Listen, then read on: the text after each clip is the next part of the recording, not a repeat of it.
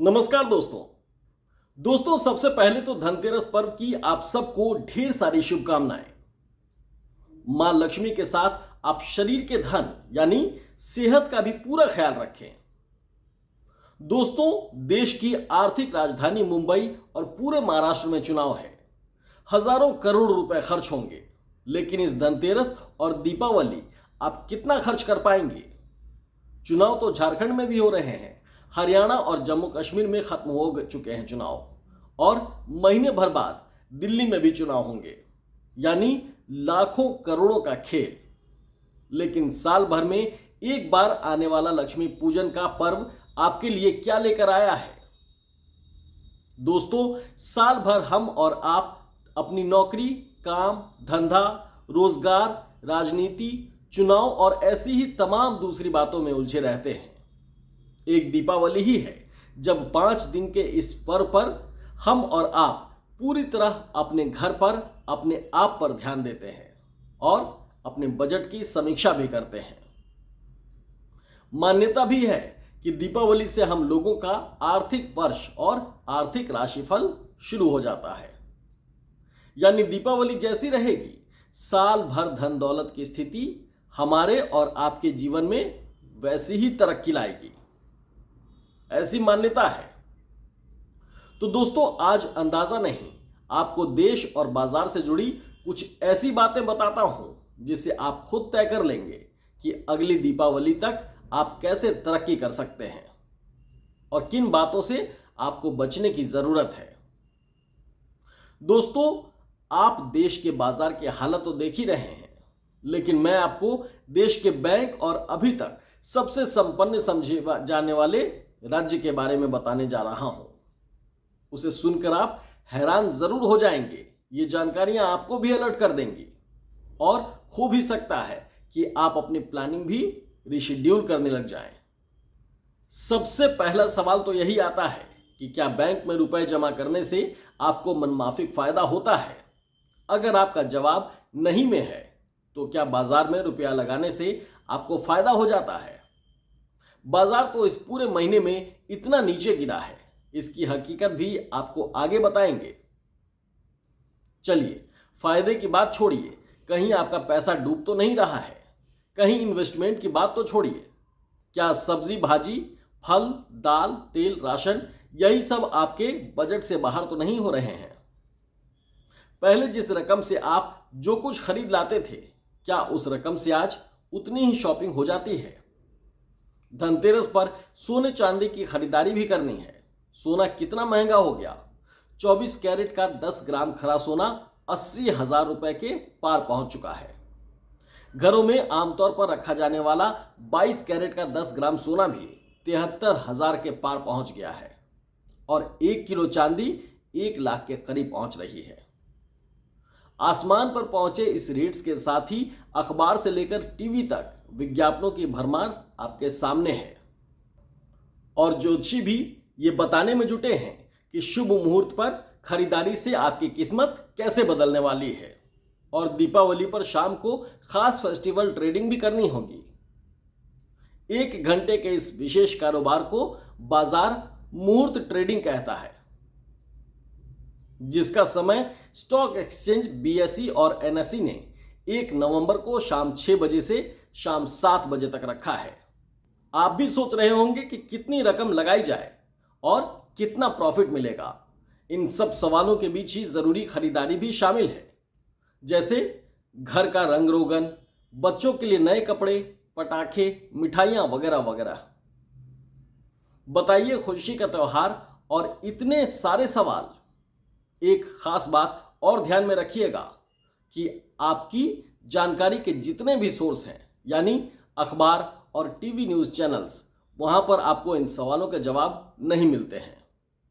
आज आपके रुपए पैसों का जिक्र कर मैं असल में जिस सवाल को उठाने जा रहा हूं, उसे ज़रूर समझिए और वीडियो अंत तक ज़रूर देखिए, क्योंकि वो सवाल सिर्फ आपसे नहीं, आपके बच्चों से भी जुड़ता है।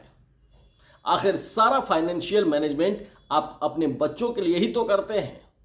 तो चलिए, हर बात को समझते हैं और देखते हैं कि हम और आप इस बाजार में कहां पर खड़े हैं। शुरुआत आपके घर के बजट यानी किचन से ही करते हैं। एक महीने में ही खुदरा महंगाई दर 1.85% बढ़ गई है। अगस्त में ये 3.65% थी तो सितंबर में बढ़कर 5.5% हो चुकी है। अक्टूबर की महंगाई दर का आंकड़ा सरकार कुछ दिनों में सामने लाएगी, लेकिन आपकी रोजमर्रा की जिंदगी में ये रोज सामने आती हैं। खुदरा महंगाई दर का मतलब डेली रूटीन की जो सब्जी, फल और खाने पीने के सामान आप खरीदते हैं वो महंगे होते जा रहे हैं। लेकिन आपकी सैलरी या जिस भी रोजगार से आप पैसे कमाते हैं वो हर महीने तो बढ़ती नहीं है। आप जैसे तैसे घर का पूरा खर्च करके कुछ रुपया बैंक में भी जमा करते हैं तो वहां ब्याज की दर इतनी कम है कि कोई फायदा ही नहीं होता। बैंक में जमा जो रकम पहले 5.5 साल में दोगुनी होती थी वो समय बढ़कर पहले 7 साल हुआ और अब उसी पैसे को डबल होने में 10 साल लग जाते हैं। बैंक में फायदा ना देखकर आप शेयर बाजार में निवेश करते हैं, खासतौर से तब जब आपको जल्दी कुछ ज्यादा रुपयों की जरूरत होती है। लेकिन बाजार का हाल और भी ज्यादा बुरा है। आप पैसा कमाने की नीयत से शेयर मार्केट में उतरते हैं और अक्सर पैसे गंवा कर बाहर आते हैं। खासतौर से मिडिल क्लास इस अक्टूबर महीने में ही बाजार 5,000 पॉइंट तक नीचे आ गया। बाजार का एक एक पॉइंट गिरना भी लाखों करोड़ों रुपए का नुकसान पहुंचा देता है। यह नुकसान लाखों करोड़ों लोगों को होता है। बाजार अभी भी स्टेबल नहीं है। बाजार में गिरावट की एक बड़ी वजह आपको भी समझनी होगी, क्योंकि मिडिल क्लास का फुटकर निवेश करने वाला उन बारीकियों को नहीं देखता है। वो तो अपने आस पड़ोस के लोगों को देखकर या फिर किसी के भी कहने पर शेयर मार्केट में निवेश शुरू कर देता है और कई बार नुकसान भी उठाता है। इसे समझने के लिए आप समझिए कि बाजार गिर क्यों रहा है और अचानक सेंसेक्स ऑल टाइम हाई पर क्यों पहुंच जाता है। पूरी जानकारी आपको इस वीडियो में मिल जाएगी। शेयर बाजार गिरने की बड़ी वजह विदेशी निवेशकों का पैसा निकालना है, जिसे FII कहते हैं। अक्टूबर में ही FII का करीब 90,000 करोड़ निकल गया है, क्योंकि दुनिया भर में जंग के हालात और कच्चे तेल की बढ़ती कीमत के साथ ही विदेशी निवेशकों को वैल्यूएशन संबंधी चिंता सता रही है। हालांकि घरेलू निवेशकों ने 75,000 करोड़ रुपए का निवेश भी कर दिया है, जिससे बाजार औंधे मुंह नहीं गिरा। अब विदेशी निवेशकों को जो फिक्र है वो आपको भी होनी चाहिए। अगर आपके पास बहुत ज्यादा रुपया लंबे समय तक बाजार में रखने की या फिर लगाने की क्षमता नहीं है, यानी अगर आप कम पूंजी से कम समय के लिए शेयर मार्केट में जाना चाहते हैं, कच्चे तेल की कीमत बढ़ने से प्रोडक्ट महंगा होता है, यानी लगाए गए रुपए की वैल्यू कम होती जाती है। ब्याज दर बढ़ने से भी लोगों का इन्वेस्टमेंट कम होता है। जैसे घर, कार वगैरह की खरीद कम होती है तो उन्हें बनाने वाली कंपनियों की ग्रोथ कम हो जाती है और उस स्टॉक में इन्वेस्टमेंट होने वाला पैसा तेजी से नहीं बढ़ता है। महंगाई भी इसी तरह से जुड़ी हुई है और इसी तरह असर भी करती है हमारे और आपके जीवन पर। एक आशंका बड़ी कंपनियों की ओवर वैल्यूएशन का खतरा भी है, जो एक बबल की तरह बढ़ता दिखता है और कभी भी फूट सकता है। कभी भी कंपनियों के घोटाले वगैरह इसी सिलसिले का हिस्सा होते हैं। जो घरेलू निवेश हो रहा है वो बाजार को तात्कालिक सपोर्ट के लिए हो सकता है, यानी ये स्थायी नहीं भी हो सकता है। ऐसे में बाजार रिस्क पर ही रहेगा। भारत और कनाडा के बीच बढ़ते तनाव के साथ ही एविएशन सेक्टर में बम की धमकियां नुकसान पहुंचा रही हैं। देख ही रहे हैं, लगातार धमकी पर धमकी मिल रही है। ये विमान उड़ा देंगे तो ये लगातार बमों से विमान को उड़ाने की धमकी मिल रही है। ऐसा भी नहीं है कि बाजार सिर्फ विदेशी हलचल से ही गिरते हैं। देश में प्रोडक्शन और इंफ्रास्ट्रक्चर की खराब हालत भी कम कसूरवार नहीं है। लोहा, स्टील, सीमेंट, इन सब सेक्टर के हालत बहुत ज़्यादा खराब है। बहुत ज़्यादा निगेटिव हालत इन सेक्टरों की। और इनके लिए जिम्मेदारी सरकार पर आती है।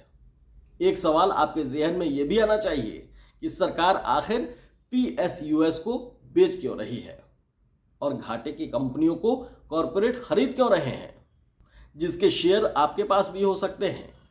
जाहिर है इसमें कोई खेल है और जो खेल है उसका असर आम लोगों की जिंदगी पर पड़ रहा है। वो खेल तो बहुत साधारण है और समझ में आने वाला है। घाटा दिखाकर कंपनियां सस्ते दाम में कॉरपोरेट के हवाले करना और उसका प्रोडक्ट या फिर सर्विस बाजार में महंगे दामों पर मिलना। अगर कोई कॉरपोरेट घाटे की कंपनी को प्रॉफिट में ला सकता है तो सरकार क्यों नहीं ला सकती है? उसके बड़े बड़े काबिल अफसर क्यों नहीं ला सकते हैं? लेकिन ऐसा हो रहा है और आम इंसान बाजार को ही उसकी उठापटक का दोष देकर बात खत्म मान लेता है। अब इन्हीं नाजुक हालात में शेयर बाजार के दीपावली मुहूर्त ट्रेडिंग भी है। आप खुद सोच समझकर फैसला लें। बाजार की बुरी स्थिति में फिर बैंक्स ही नजर आते हैं या फिर सेफ साइट्स में अब म्यूचुअल फंड्स का बाजार तैयार हुआ है। लेकिन म्यूचुअल फंड्स में भी तुरंत की जरूरत का कोई फायदा नहीं होता। वहां भी एक लंबे निवेश से ही फायदा होता है। इन हालातों पर रेटिंग एजेंसी फिंच ने बैंकों की कमजोर स्थिति पर जो रिपोर्ट दी है वो बताती है कि बैंक की ब्याज दरें कम होने की वजह से बैंकों में डिपॉजिट कम हो रहा है और फिर बैंकों पर आरबीआई का कर्ज लगातार बढ़ता जा रहा है क्योंकि लोन बांटने के लिए बैंकों को रकम चाहिए। इस रिपोर्ट में देश के टॉप 15 शहरों के आधार पर इस रिपोर्ट को बताया गया है कि 65% लोग म्यूचुअल फंड्स, ध्यान दीजिएगा, 65% लोग म्यूचुअल फंड्स और 44% बैंक डिपॉजिट पर भरोसा करते हैं। यानी 9% ऐसे लोग हैं जो फंड्स और बैंक दोनों जगहों पर इन्वेस्टमेंट कर रहे हैं और ये समझदारी भरा फैसला है। बैंकों की बात सामने आते ही बात सरकार तक पहुंच जाती है।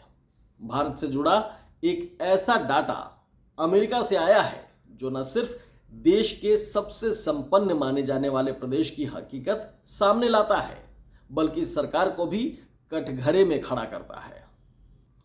अमेरिका की custom and border protection report ने अक्टूबर 2023 से सितंबर 2024 तक का एक आंकड़ा पेश करते हुए बताया है कि अमेरिका में अवैध रूप से घुसने की कोशिश करते हुए एक साल में 90,415 भारतीय पकड़े गए हैं। ये घुसपैठ ज्यादातर कनाडा और मैक्सिको बॉर्डर के जरिए होती है। हैरान करने वाली इन आंकड़ों में सबसे ज्यादा चौंकाने वाली बात क्या है? सबसे ज्यादा चौंकाने वाली बात 50 का है कि इन घुसपैठ करने वाले भारतीयों में 50% गुजराती हैं, जबकि गुजरात को पिछले 10 साल से एक बेहतरीन विकास मॉडल के तौर पर पेश किया जा रहा है। इल्लीगल तरीके से अमेरिका में घुसना इस बात का सबूत है कि इन लोगों को भारत से ज्यादा तरक्की कहां दिखाई पड़ती है? अमेरिका में, 7 समंदर पार यूएस में। इसीलिए ये लोग जान को दांव पर लगाकर डंकी रूट से अमेरिका में घुसते हैं। ये बताने की जरूरत नहीं है कि ऐसे इल्लीगल घुसपैठ करने वाले अमेरिका में न ही शान से जी पाते हैं, न ही कोई बड़ा कारोबार कर सकते हैं। इसकी हकीकत हाल ही में आई शाहरुख खान की फिल्म डंकी में आप देख भी चुके हैं। फिल्म को छोड़ भी दें तो देश के नेता प्रतिपक्ष राहुल गांधी ने पिछले दिनों अमेरिका दौरे पर कुछ ऐसे ही प्रवासियों की हकीकत हमारे सामने, आपके सामने, हम सबके सामने दिखाई थी। अमेरिका में एक कमरे में रहने वाले 15-20 लोगों का दर्द सबके सामने रखा था। गुजरात हो, पंजाब हो, हरियाणा हो या फिर देश का कोई भी हिस्सा, कोई और हिस्सा, आर्थिक हालात की असल तस्वीर है अमेरिका या दूसरे देशों में अवैध तरीके से जाने वाले भारतीय। और दोस्तों, अमेरिका ने जो आंकड़े जारी किए हैं वो बॉर्डर पर पकड़े गए भारतीयों के हैं। अमेरिका में घुस चुके लोग और बाद में पकड़े जाने वालों की संख्या इससे अलग है। इसमें वो बदकिस्मत भी शामिल नहीं है जो अपनी जिंदगी की बेहतरी के लिए बदतर हालत से गुजरते हुए इस दुनिया से ही गुजर गए।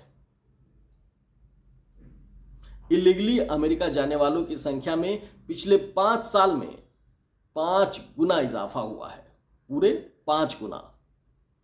और 2019-2020 में ये संख्या 19,883 थी।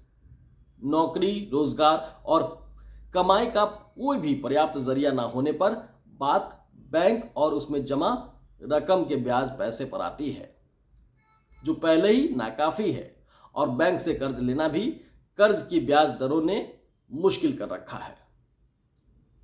जबकि बैंकों का पैसा तो आम जनता का ही है, लेकिन अर्थशास्त्र और देश की इकोनॉमी की अपनी व्यवस्था है। सरकार बैंकों के जरिए ही कर्ज बांटती है, योजनाओं का पैसा बांटती है। इन सब के लिए ऐसा तो है नहीं कि सरकार के पास अपना कोई खजाना है या फिर आरबीआई अलग से सिर्फ नोट छापती रहती है। ये लाखों करोड़ों रुपए हमारे आपके टैक्स से ही आते हैं, चाहे वो लोन हो या फिर सरकारी स्कीम्स में दी जाने वाली कोई भी रकम। लोग अगर थोड़ा सा अलर्ट हुए और बैंक जमा पर कम ब्याज की वजह से शेयर मार्केट और म्यूचुअल फंड्स की ओर मुड़ गए, तो सरकार ने तरह तरह के टैक्स और सेस से हमारी और आपकी जेब ढीली करनी शुरू कर दी। बढ़ती महंगाई अलग से है। एक आम भारतीय औसतन 50% कमाई टैक्स और सेस में चुका देता है। ये आंकड़े भी बताते हैं। इसमें सीधे इनकम टैक्स से लेकर आपके द्वारा खरीदी जाने वाली हर चीज और सर्विस शामिल है। आपको जानकर हैरानी होगी कि 5 किलो मुफ्त राशन पर जिंदगी बसर करने वाले भी दूसरे सामानों की खरीद पर टैक्स और सेस देने को मजबूर हैं। इसी रकम से सरकारी स्कीम्स चलती है और कर्ज बांटे जाते हैं। कर्ज की हालत आप जानते हैं। कोई किसान कर्ज लेकर ना लौटा पाए तो उसका ट्रैक्टर, हल बैल तक बैंक जब्त कर लेता है।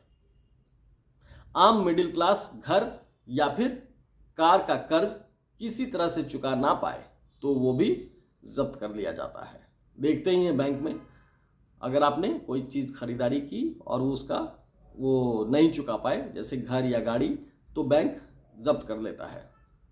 लेकिन बड़े बिजनेस घराने कर्ज ना चुका पाए तो उन्हें और कर्ज मिल जाता है। देखते ही हैं, कई सारा एग्जाम्पल है ऐसा। बिजनेस के लिए सब्सिडी मिलती है, वो अलग से। ये अर्थशास्त्र और अर्थव्यवस्था की व्यवस्था है। तो अब आखिर में एक बड़ा सवाल जो सबक की सूरत में है और एक छोटी सी सलाह। सवाल ये कि हमारी आपकी आज की जो जिंदगी है और उसमें हमारे बच्चों की आने वाली जिंदगी सरकार की नीयत और नीतियों पर ही टिकी होती है, बैंक या बाजार पर नहीं। क्योंकि बैंक और बाजार भी सरकार की नीतियों से ही चलते हैं। यानी हमें अपनी सरकारों का चुनाव बहुत समझदारी से करना चाहिए, ठीक वैसे ही जैसे हम अपने बच्चों का दूरगामी भविष्य तय करते हैं। और छोटी सी सलाह ये कि बाजार के चकाचौंध में भी जो फिलहाल है भी नहीं, आप वही समझदारी दिखाएं। दिखावे पर ना जाएं, अपनी अकल लगाएं। क्योंकि जिस मीडिया को आप देखते, सुनते और पढ़ते हैं, वो आपको असली तस्वीर कभी नहीं बताने और दिखाने वाला है। आप सभी को एक बार फिर हैप्पी धनतेरस, हैप्पी दिवाली। ये वीडियो आपको कैसा लगा कमेंट बॉक्स में हमें ज़रूर से बताइए। और वीडियो को लाइक और सब्सक्राइब करना बिल्कुल भी ना भूलें, क्योंकि सारी राजनीतिक खबरों का विश्लेषण आपको हमारे इस प्लेटफॉर्म पर मिलेगा। और हमारे तमाम वीडियो को आप देख लीजिए, हर एक सटीक जानकारी आपको इस प्लेटफॉर्म पर दिखाई पड़ेगी। तो एक्सक्लूसिव खबर को लाइक और सब्सक्राइब ज़रूर कर लीजिए। धन्यवाद।